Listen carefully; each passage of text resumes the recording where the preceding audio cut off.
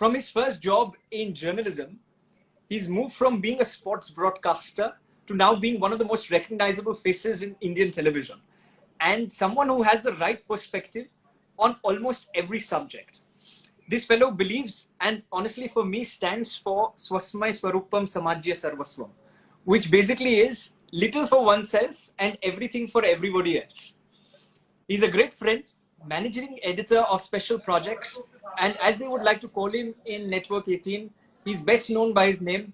Ladies and gentlemen, boys and girls, please put your hands together for Anand Narsimhan. Anand, thank you. Namaste. Namaste to everybody. In this conversation, Anand, we're also going to be joined, because the show is presented by, and we're very happy to have them, is Rishabh University, which basically also wants to promote discussion on different careers per se. So we're going to be joined by somebody from Rishabh University as well.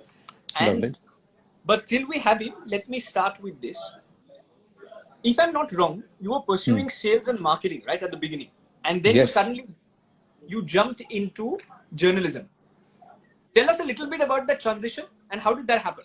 From a plush job to sitting in a newsroom and waiting for news to break. How did this happen? Well, walking around the streets of Dharavi, Matunga and Nariman Point selling yellow pages is also sales and marketing, and that's how it was. So that is not quite a plush job. So that's what happened, and that happened quite long back. So it was in 1997, 98, 99. That was the time when I was plying my wares as a salesperson, just trying to get some work experience. Because at that time I was told, I wanted to do my MBA. So CA didn't interest me much. I did take the CA foundation exams and cleared it, but then beyond that didn't want to study further. So a lot of things were there. Then I wanted to do my MBA. They said, you must get some work ex after you finish your BCom. I studied in Pudar College, Matunga. So they said, kuch karna padega. But from college, I always had this thing for the stage. So I used to do theater, I used to do dance, I used to sing, I used to participate in a lot of events, I used to do elocution, debates. And I had also started emceeing shows. So the love for the stage was always there. And every time I would MC or anchor a show or do something in college or, Youth Fest or even Kala Ghoda Fair, which I had started doing for MTDC, they would say, you have a flair for the stage. So वो तो hobby था, मजा आता था. It used to be the place where I used to be myself, express myself and connect with people and enjoy. And I got to learn a lot because I spent so much time on stage. Yeah, it was also starting to earn me good money after some time. But, and that's what paid for my tuition fees. So that's what paid for my Mass-Com at St. Xavier's. That's what paid for my MBA at SIS College, Nirul.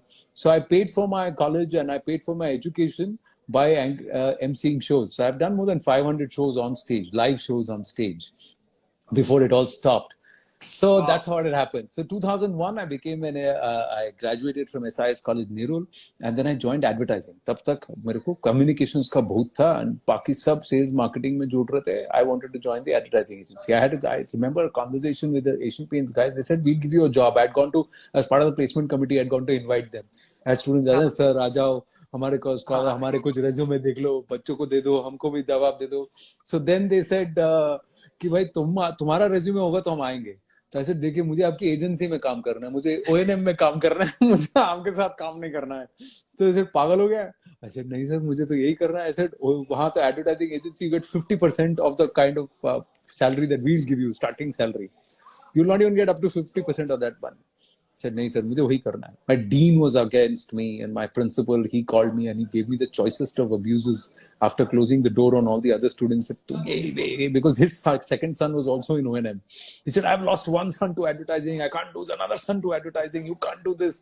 Your job, your life is on stage, and you should be an anchor.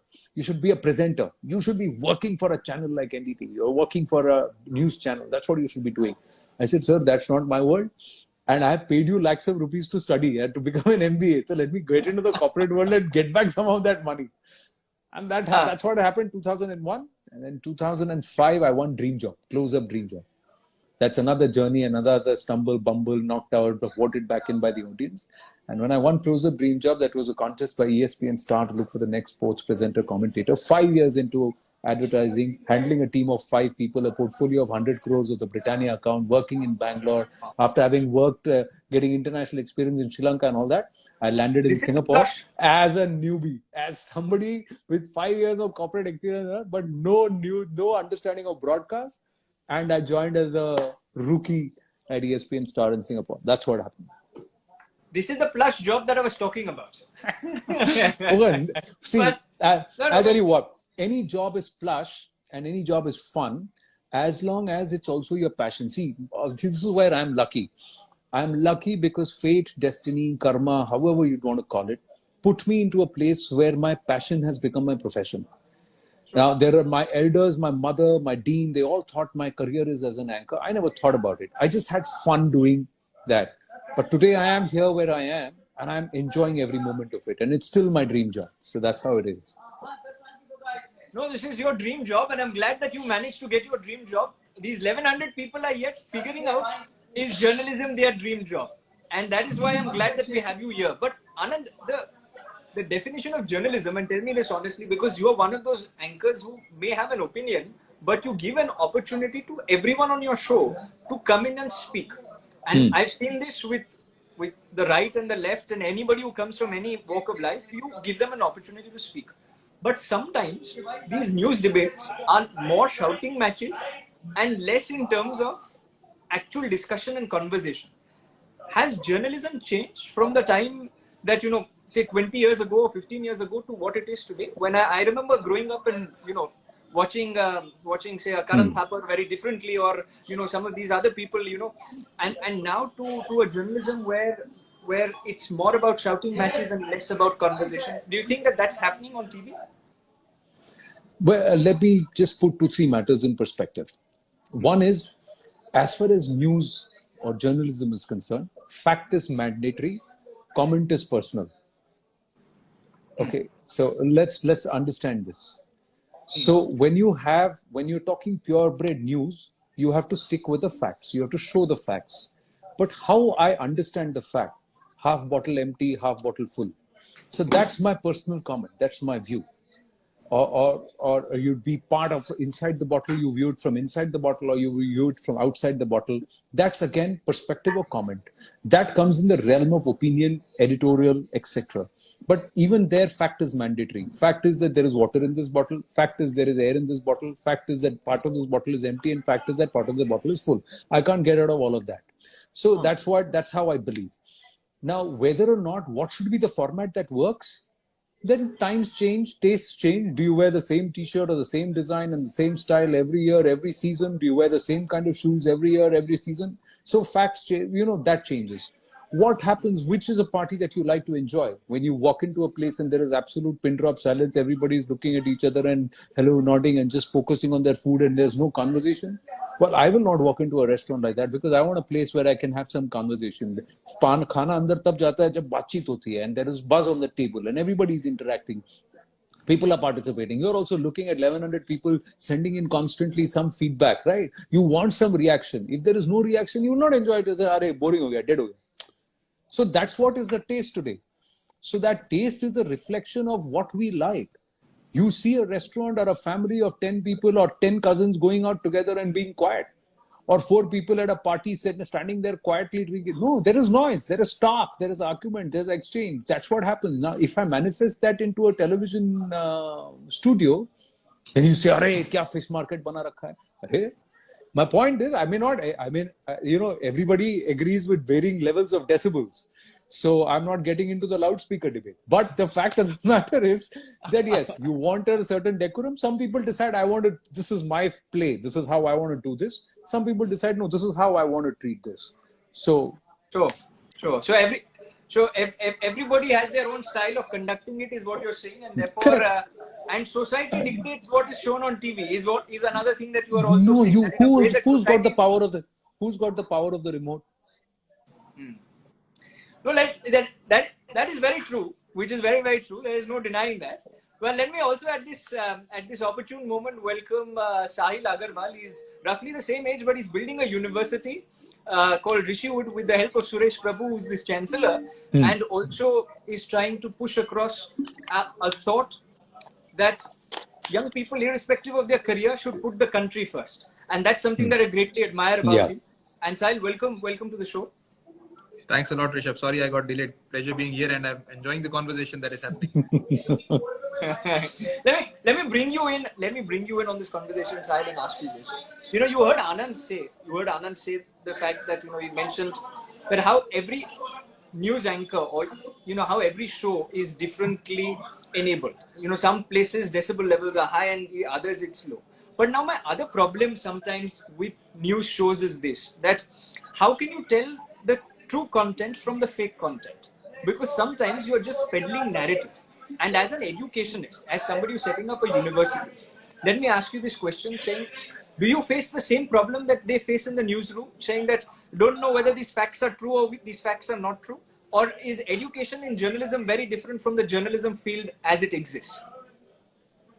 So, very interesting question. So, what I have been personally exploring as philosophically is that what should be the purpose of communication or the purpose of words? Because journalism as a career is, all about communication. And now we know world over there is so much of emphasis as communication being one of the most important 4, 21st century skills. So one of my spiritual mentors, he said that the purpose of words should be to create silence, which is that what you're speaking about, truth and falsehood. So once there is truth, once we know the truth, we are at peace, we are silent. So the final purpose of words is to create silence in our minds. If we add to the clutter in the minds, then that's not very fundamental communication. So I think that if we can explore as a principle of journalism, then we will ultimately lead to this distinction between facts and opinions. And I think that is where education also plays a very important role, because we can nurture this mindset from a very young age in the students, that you look at facts as facts and your opinions as opinions, and be very confident in saying that this is your opinion versus this is a fact, and this is what you think could be true versus this is actually true. Yeah. It's very, very important what you said. Sometimes sometimes facts and what is fiction, the lines get blurred. And therefore, when narratives are pushed across, young people just take those narratives in and then they feel that this is the truth. And therefore, it's very important that the education, the classroom and the career somehow are pointing towards or telling them, saying that, that identify how to separate the noise from the news. So that I'm glad that you're doing at the university, and Anand's been doing that regularly on his show. And I see that every night. But Anand, let me ask you this question. These days, anyone with a smartphone and with this ring light can basically start producing content. Okay. Whether the color of the light is white, yellow, blue, that's another thing. But the point being that with this ring light, you start producing content which is orange, which is green, which is differently enabled, and gets young people to think differently.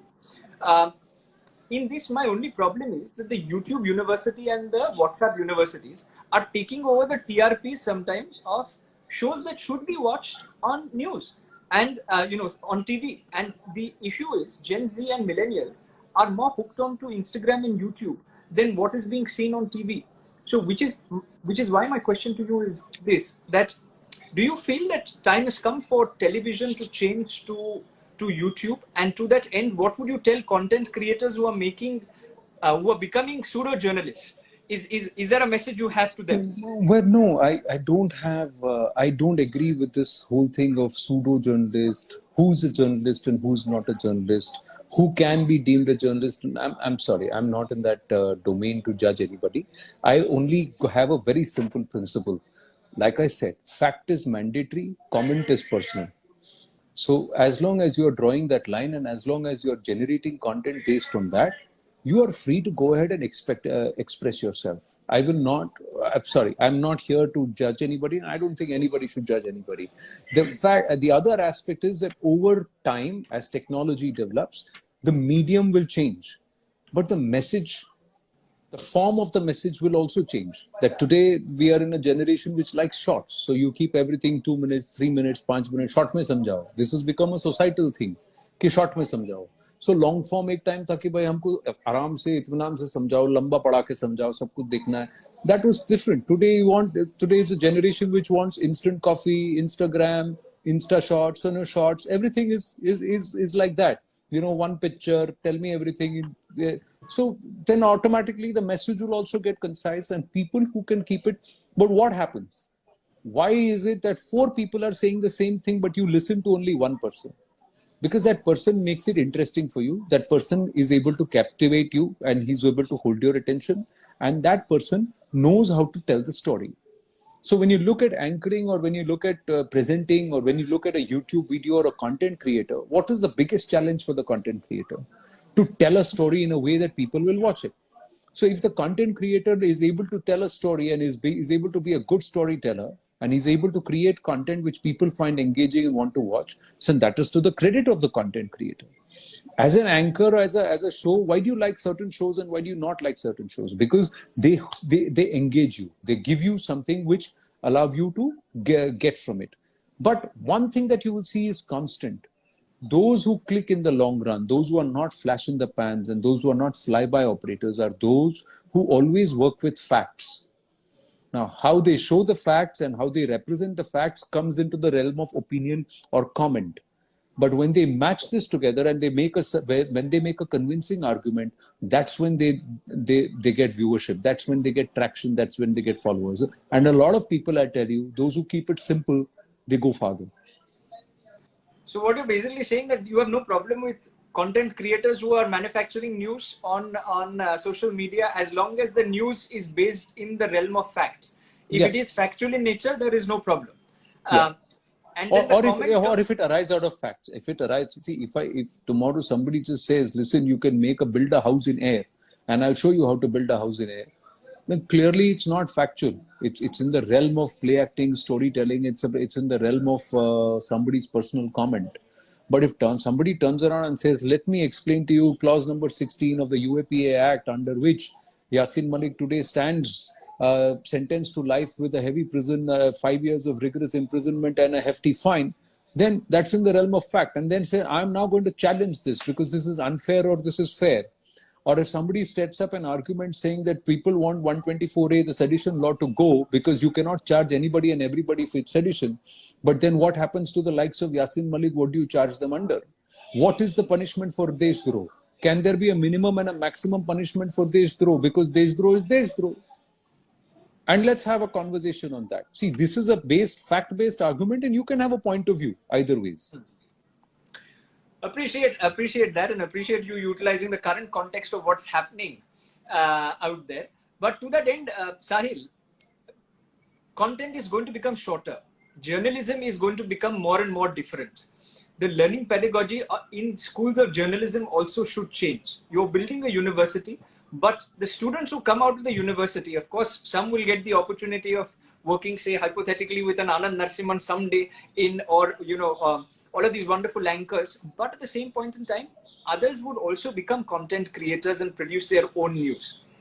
Is your curriculum geared towards enabling young people to produce content on their own? And is that an aspect in the School of Journalism that you're trying to build? A very important point that Rishabh you are making, and I totally agree with what Anand is also saying, that we can't and we should not put a bar or a ban on people who are producing content as freelancers, they're using their social media, just their mobile and stand, and they're producing content, because a lot of that content is creative content, and what comes out of that we don't know. And of course, a lot of it could be fiction, it could be fact. The person is not saying that I'm a news channel, right? The person is just giving their opinion. What is very interesting in this digital age is that everybody has the power to enhance their influence, their circle of influence. Because if they are creating something that people are liking, the people will keep following them. So effectively, everyone has the potential of becoming a journalist. So that entry barrier has now gone. What opportunity this brings in to the students and as well as to educational institutions like us is, then now we need to be trained in how do we create content which is respectful, which is useful, and which is factful. So when we do that, then I'll just give a very recent example. Just a few minutes ago, I'm coming from an exhibition that our students have put out of their work that they've done in the last 2 semesters, all the creative work that they've put. So it's not content in the traditional form of content as in the journalism content, but some of that it is in the form of some products that they've made. They've made some costumes, they have made some artwork. So there's all form of expression that is happening. So what I see as a potential is that if young students are trained into this creative expression of what is in their mind into what is, what can be seen and visualized and heard or felt outside, I think that will be the beauty of a new age kind of a journalism school. So we are not a journalism school, but we have media as a minor within our school of creativity. What I want to emphasize is that creative expression has to be given the space and the platform and the conduit to blossom in a child. When that happens, then they could choose a career in journalism, they could choose a career in design, they could choose a career in art. I mean, that is up to the inclination of the student. Just like Anand, started as something but ended up being a great journalist. So the students only get to know later in their life what they're good at. But we have to give the opening at a very young age. No, very, very true what you mentioned, that you need to give an opening at a very young age, and you need to, probably this series will also help them make up their mind as to what career they want to take. But the ones who are watching today, of course, are inclined in terms of journalism. And therefore, that brings me back to the question of journalism per se, and to the journalists that we have with us today. And Anand, to that end, you have interviewed some of the biggest luminaries across the world, right? Right from, heads of nations to Nobel laureates and all of these. Up and close, you've seen some of the biggest stars.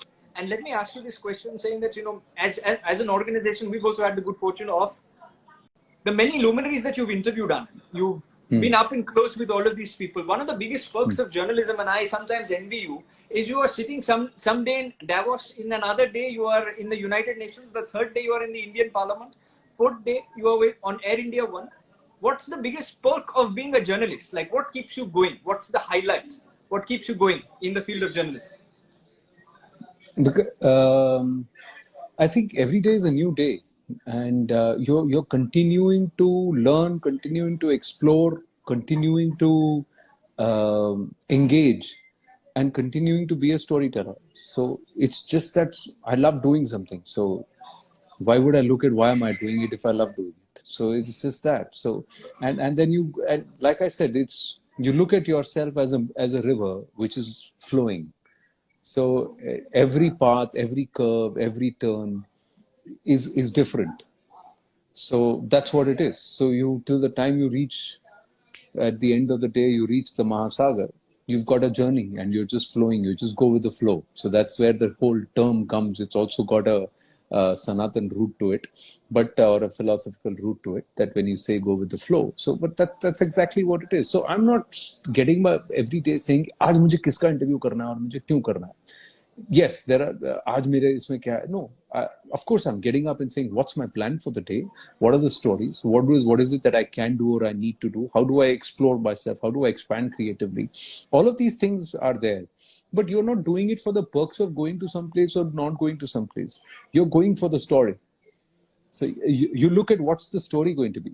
Sure, but and it's the story that drives you. There must be a lot of personal learning, is what I was trying to say. That I've always believed that conversations with people are better than reading books. And to that end, you must be learning so much and picking up so much from all of these different luminaries whom you are interacting with on a day-to-day basis.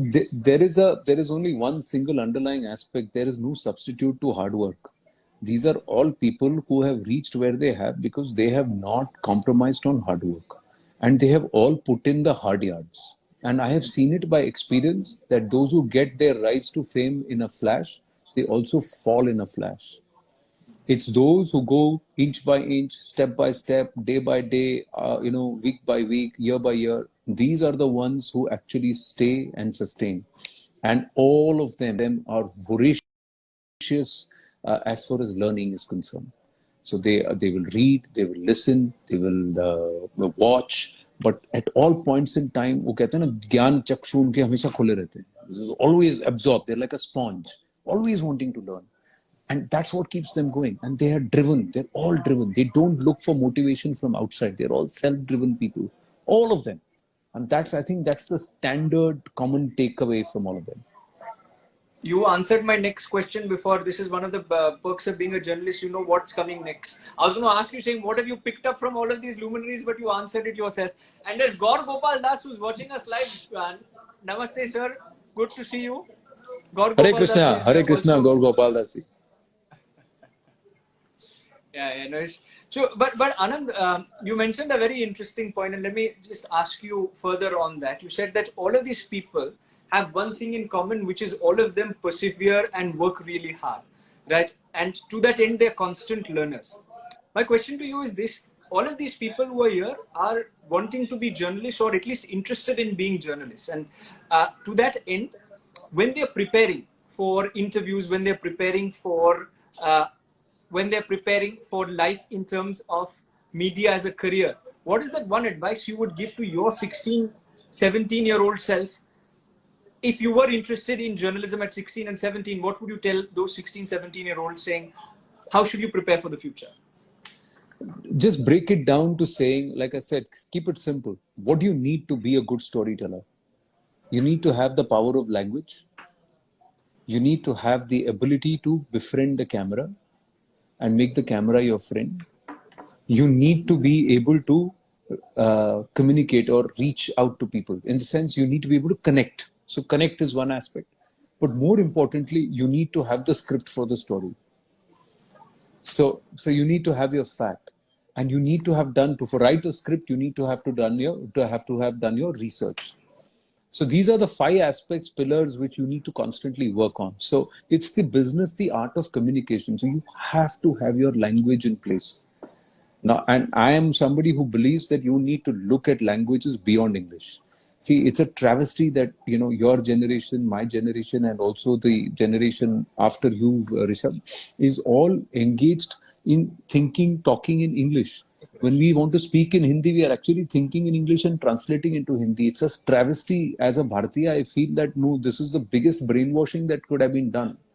अंग्रेजों ने ये काम नहीं किया जो अंग्रेजों के जाने के बाद हमारे देश में हमारे पॉलिसी मेकर्स ने ये काम हमारे साथ किया है कि हमको हमारी भारतीय भाषाओं से दूर रखा है.